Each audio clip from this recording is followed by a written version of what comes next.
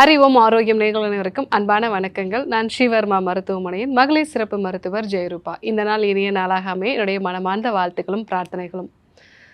பெரி menopause பீரியடில் ஒரு 45 வயதுக்கு மேலே இருக்கக்கூடிய பெண்களுக்கு மனதளவில் நிறைய மாற்றங்கள் உண்டாகுது. இந்த மாற்றத்தை தெரிஞ்சுக்காமலே இருக்கும் பொழுது தான் எதனால் இந்த பிரச்சனை வருது அப்படிங்கிற மாதிரி அவங்க வேறு வேறு காரணங்களை தேடுறாங்க.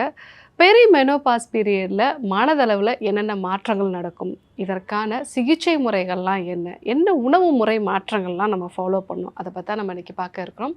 ஒரு 48 வயது பெண்மணி, டாக்டர் சரியான இரவு தூக்கமே இல்லை, நைட்டில் அடிக்கடி நான் படபடப்பாகிறேன், அடிக்கடி கோபம் எனக்கு வருது, ஒரு 6 மாதத்துக்கு முன்னாடி தான் அப்பா இறந்து போயிட்டாங்க, ஸோ அந்த ஒரு மனக்கவலையில் தான் இது இருக்குதுன்னு நினச்சிட்டு இருந்தேன். ஆனால் இப்போல்லாம் பீரியட்ஸும் எனக்கு அதிகமாக போகுது, இது பெரி மெனோபாஸ் பீரியடா, இந்த காலகட்டத்தில் இப்படி தான் இருக்குமா, என்ன பிரச்சனை அப்படிங்கிற மாதிரி கேட்டிருந்தாங்க. பெரி மெனோபாஸ் பீரியட் அப்படிங்கிறது நம்ம பாடியில் ஈஸ்ட்ரோஜன் ப்ரொஜெஸ்ட்ரான் கொஞ்சம் கொஞ்சமாக குறைஞ்சிக்கிட்டே வரும். ஸோ அதனால் மனதளவில் நிறைய மாற்றங்கள் உண்டாகும். இதுக்கு முன்னாடி இருந்த விஷயங்கள் எல்லாமே இப்போது அதிகமான அளவுக்கு மனக்கவலையை கொடுக்குறதா இருக்கும். இதுக்கு முன்னாடி ஒரு பிரச்சனை இருக்குன்னா அந்த பிரச்சனைக்கான தீர்வு என்ன அப்படிங்கிறத நம்ம யோசிப்போம். ஆனால் இப்போது மீண்டும் மீண்டும் அந்த பிரச்சனையை பற்றியே யோசிச்சுட்டு இருக்கிறது, இதனால் மன அழுத்தத்துக்கு உள்ளாகிறது, டிப்ரெஷன் ஆகிறது, இந்த மாதிரியான விஷயங்கள்லாம் நடக்கும்.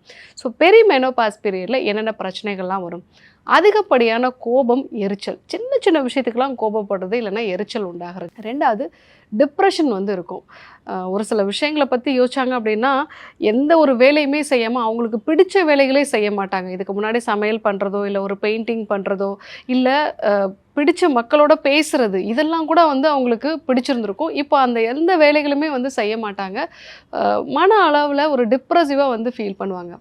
மூணாவதாக ஆன்சைட்டி இருக்கலாம். சின்ன சின்ன விஷயத்துக்கெல்லாம் பதட்டமாகுது.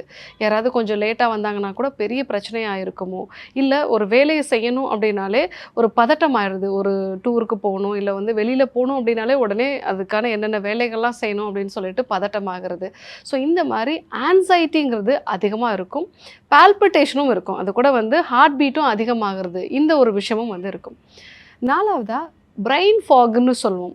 ஒரு விஷயத்தில் தெளிவான முடிவு எடுக்க முடியாது. அதே மாதிரி ஏதாவது ஒரு விஷயத்த கவனமாக கூர்ந்து நம்ம அதை பற்றி யோசிக்கணும் அப்படின்னாலே அவங்களுக்கு ஒரு ஸ்ட்ரெஸ் ஆகிடுவாங்க, மன அழுத்தம் ஆகிடுவாங்க. எப்போவுமே ஒரு மந்தமான ஒரு மனநிலையிலே இருப்பாங்க. கன்ஃபியூஷன் நிறைய இருக்கும். ஸோ இதுவும் இந்த காலகட்டத்தில் இருக்கும். அஞ்சாவதாக சரியான இரவு தூக்கம் இருக்காது. நைட்டில் திடீர்னு பாடி ஹீட் அதிகமாகி ஹார்ட் ஃப்ளாஷஸ் மாதிரியான பிரச்சனை இருக்கிறதுனாலும் இல்லை நிறைய யோசனைகளாலும் தூக்கம் தடைப்படும். சில பேர் சொல்லுவாங்க, காலையில் தான் டாக்டர் தூங்குறேன், 5 மணிக்கு தான் நான் தூங்குறேன், 6 மணிக்கு நான் எழுந்திரிச்சுக்கணும். ஸோ தூக்கம் சரியாக இருக்காது. இந்த மாதிரியான அறிகுறிகள் தான் அந்த பெரி மெனோபாஸ் பீரியடில் மனதளவில் உண்டாகக்கூடிய மாற்றங்கள். எதனால் இதெல்லாம் வருது? ஈஸ்ட்ரோஜன் குறையிறதுனால செரட்டோனினோட அளவு குறையும். செரட்டோனின் நம்ம எல்லாருக்குமே தெரியும், ஹாப்பி ஹார்மோன். ஸோ ஈஸ்ட்ரோஜனுக்கும் செரட்டோனினுக்கும் டைரக்ட் கனெக்ஷன் உண்டு. எப்பெல்லாம் ஈஸ்ட்ரோஜன் குறையுதோ அப்போல்லாம் செரட்டோனினோட அளவும் குறையும். ஸோ அதனால் எப்பெல்லாம் உங்களுக்கு ஈஸ்ட்ரோஜன் குறைய ஆரம்பிக்கும் போதெல்லாமே நீங்கள் ரொம்ப டிப்ரெசிவாக ஃபீல் பண்ணுவீங்க. நீங்கள் வேலைகளை செய்ய ஒரு விருப்பம் இல்லாத நிலை இருக்கும். ரெண்டாவது ப்ரொஜெஸ்ட்ரானோட அளவு குறையும். ப்ரொஜெஸ்ட்ரானோட அளவு குறையும் பொழுதெல்லாம் காபா அப்படிங்கிற விஷயம் நமக்கு ஒரு மன மகிழ்ச்சியவோ இல்லை ஒரு அமைதியை கொடுக்கக்கூடிய ஒரு கெமிக்கல். ஸோ அந்த அளவும் குறைய ஆரம்பிக்கிறதுனால தான் உங்களுக்கு சின்ன சின்ன விஷயத்துக்கெல்லாம் பதட்டம் அதிகமாகிறது. உங்களால் அவ்வளோ சீக்கிரத்தில் அமைதியாக முடியாது. இந்த ஒரு விஷயத்தை பற்றி நான் யோசிக்க வேண்டாம்னு நினைக்கிறேன், ஆனாலும் மீண்டும் மீண்டும் என் மைண்டுக்குள்ளே வந்துருது அப்படின்னு சொல்லுவாங்க. அதுக்கு காரணம் இந்த ப்ரொஜெஸ்ட்ரான் கம்மியாகிறது, காபாவோட ரிசெப்டார்ஸ் பிளாக் ஆகிடுறது. மூணாவதாக செரிமான கோளாறுகள் நிறைய பேருக்கு இருக்கும் இந்த காலகட்டத்தில். ஸோ அதனால் அவங்க பாடியில் தேவையான அந்த ஹாப்பி ஹார்மோன்ஸ் எல்லாம் கிடைக்காம போகுது. அதுவும் ஒரு முக்கியமான காரணம். ஸோ இந்த ஹார்மோனோட மாற்றங்கள் முக்கியமாக ஹைப்போதலாமோ பிட்யூட்ரி ஒவேரியன் ஆக்சிஸ்ன்னு நம்ம சொல்லுவோம். இந்த ஆக்சிஸ் கரெக்டாக இருக்காது, அதோட வேலையை கரெக்டாக செய்யாது. அதனால தான் உங்களுக்கு இந்த ஸ்ட்ரெஸ்ஸு, ஆன்சைட்டி இதெல்லாமே இருக்குது. இதை எப்படி சரி பண்ணுறது? முதல் விஷயம், உங்களுடைய உணவில் தான் நீங்கள் ஃபோக்கஸ் பண்ணணும். உணவில் அதிக கார்போஹைட்ரேட் இல்லாமல் நல்ல ப்ரோட்டீன் இருக்கக்கூடிய உணவுப் பொருட்களை எடுத்துக்கோங்க. ரெகுலராக ஏதாவது ஒரு எக்ஸசைஸு, நடைப்பயிற்சியை மேற்கொள்ளுங்க. 2024 ஒரு 200 பெரி மெனோபாஸ் பீரியடில் இருக்கக்கூடிய பெண்களை வச்சு ஒரு ஆராய்ச்சி பண்ணியிருக்காங்க. ரெகுலராக நடைப்பயிற்சி, sunlight exposure, yoga, strength training பண்ணக்கூடிய நபர்களுக்கு இந்த பெரி மெனோபாஸில் வரக்கூடிய மனது சார்ந்த பிரச்சனைகள் வந்து 80% குறைஞ்சிருக்கு அப்படிங்கிறது அந்த ஆராய்ச்சிகளில் வந்து சொல்கிறாங்க. ஸோ கண்டிப்பாக நீங்கள் உங்களுக்குன்னு ஒரு 1/2 மணி நேரம் எக்ஸசைஸ் பண்ணுறதுக்காக ஸ்கெடியூல் பண்ணிக்கோங்க. சன்லைட் எக்ஸ்போஷரையும் கண்டிப்பாக வந்து ஃபாலோ பண்ணுங்கள். 3வதாக சில வகையான ஹெர்ப்ஸ் வந்து நம்ம எடுத்துக்கலாம். அந்த ஹெர்ப்ஸ் பொறுத்த வரைக்கும் அமுக்ரா வந்து எடுத்துக்கலாம். அமுக்ரா வந்து ஒரு பெஸ்ட் அடாப்டோஜெனிக் ஹெர்ப் அப்படின்னு நம்ம சொல்லுவோம். ஸோ இதை பாலோட கலந்து நைட்டில் நம்ம எடுத்துக்கிட்டோம் அப்படின்னா நல்ல இரவு தூக்கமும் வந்து இருக்கும். உங்கள் ஸ்ட்ரெஸ் லெவல்ஸும் நல்லாவே குறையும். 2வது அதிமதுரம். இந்த அதிமதுரம் அப்படிங்கிறது வந்து ஹார்ட் ஃப்ளாஷஸ் எல்லாம் குறைக்கும். நைட்டில் வந்து சடனாக வேர்த்து கொட்டுறதை வந்து குறைக்கும்.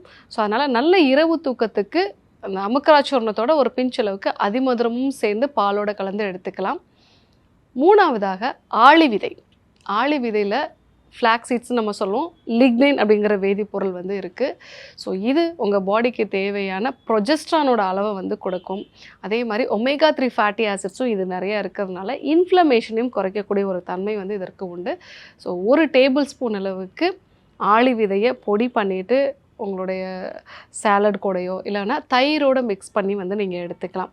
ஸோ அந்த மாதிரி எடுத்துக்கும் பொழுது உங்கள் பாடியில் இருக்கக்கூடிய இன்ஃப்ளமேஷன் வந்து நல்லாவே குறையும். 4வதாக வெந்தயம் வந்து எடுத்துக்கோங்க. வெந்தயத்தை ஊற வச்சு அந்த தண்ணீரோட காலையில் வெறும் வயிற்றில் வந்து எடுத்துக்கோங்க. இதில் 5-2 ஈஸ்ட்ரோஜன் இருக்கிறதுனால உங்கள் உடம்புக்கு தேவையான செரட்டோனினும் வந்து கிடைக்கும். ஹாப்பியாகவும் நீங்கள் வந்து ஃபீல் பண்ணுவீங்க.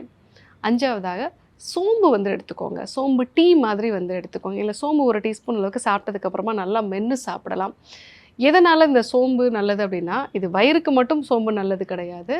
உங்கள் உடம்புல இருக்கக்கூடிய ஹார்மோன் சம்மந்தமான பிரச்சனைகளுக்கும் சோம்பு வந்து நல்ல ஒரு தீர்வாக வந்து இருக்கும். ஸோ அதிகமாக ப்ளீடிங் இருக்கிறவங்க மட்டும் சோம்பை தவிர்க்கிறது நல்லது. மற்ற எல்லாருமே சோம்பு வந்து எடுத்துக்கிட்டிங்க அப்படின்னா மனதில் நல்ல ஒரு மாற்றம், மகிழ்ச்சியான ஒரு உணர்வு வந்து உங்களுக்கு இருக்கும். ஸோ இந்த விஷயங்களெல்லாம் நீங்கள் வந்து ஃபாலோ பண்ணலாம். இது கூட மானசா கேப்சூல்ஸு, மானசா ரெஜுவனேஷன்ஸ், நான் சொன்ன இந்த மூலிகைகளோட இன்னும் சங்குப்பூ, சடாமாஞ்சல் இந்த மாதிரியான மூலிகைகள்லாம் சேர்ந்தது தான் இந்த மானசா கேப்சூல்ஸும் மானசா ரெஜுவனேஷனும்.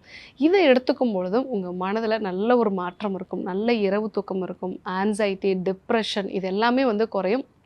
முக்கியமாக இந்த ஸ்டேஜில் இருக்கக்கூடிய பெண்கள் சொல்லக்கூடிய விஷயம் என்ன அப்படின்னா, வேலை செய்யவே பிடிக்கல டாக்டர். இதுக்கு முன்னாடியெல்லாம் பிடிச்ச விஷயங்கள் இப்போ பிடிக்க மாட்டேங்குது. ஒரு டிவி பார்க்குறது கூட பிடிக்கல, யார் கூட பேசுகிறதுக்கும் பிடிக்கல, ஒரு தையல்லாம் நான் பண்ணுவேன் முன்னாடி, அதெல்லாம் எனக்கு இப்போ வந்து பிடிக்க மாட்டேங்குது, யாரை பார்த்தாலும் கோபம் வருது அப்படின்னு சொல்லுவாங்க. ஸோ இது அந்த குடும்பத்திலே ஒரு பாதிப்பை உண்டாக்கக்கூடிய ஒரு விஷயமா இருக்கும். ஸோ நான் சொன்ன இந்த விஷயங்களெல்லாம் நீங்கள் ஃபாலோ பண்ணீங்க அப்படின்னா உங்களுடைய ஹார்மோன்ஸையும் பேலன்ஸாக வச்சுக்கலாம், மனதையும் ஆரோக்கியமாக வச்சுருக்கலாம். உங்களோட சுற்றி இருக்கிறவங்களுக்கும் இது ஒரு நல்ல விஷயமா வந்து இருக்கும். ஸோ இன்றைக்கி இந்த பெரி மெனோபாஸ் பீரியடில் மனதளவில் நடக்கக்கூடிய மாற்றங்கள்லாம் என்ன, இதற்கான காரணம் என்ன, வீட்டில் இருந்தபடியே என்னென்ன விஷயங்களெல்லாம் ஃபாலோ பண்ணலாம், அதே போல் மானசா கேப்சூல்ஸும் மானசா ரெஜுவனேஷனும் எப்படி பயன்படுத்துறது, இதெல்லாம் நம்ம தெரிஞ்சுக்கணும். கண்டிப்பாக ஃபாலோ பண்ணி பாருங்கள். யாருக்கெல்லாம் தேவைப்படுமோ அவங்களுக்கும் இந்த தகவலை சொல்லுங்கள். இதே போன்று ஒரு நல்ல தகவலோடு உங்களை சந்திக்கிறேன். நன்றி, வணக்கம்.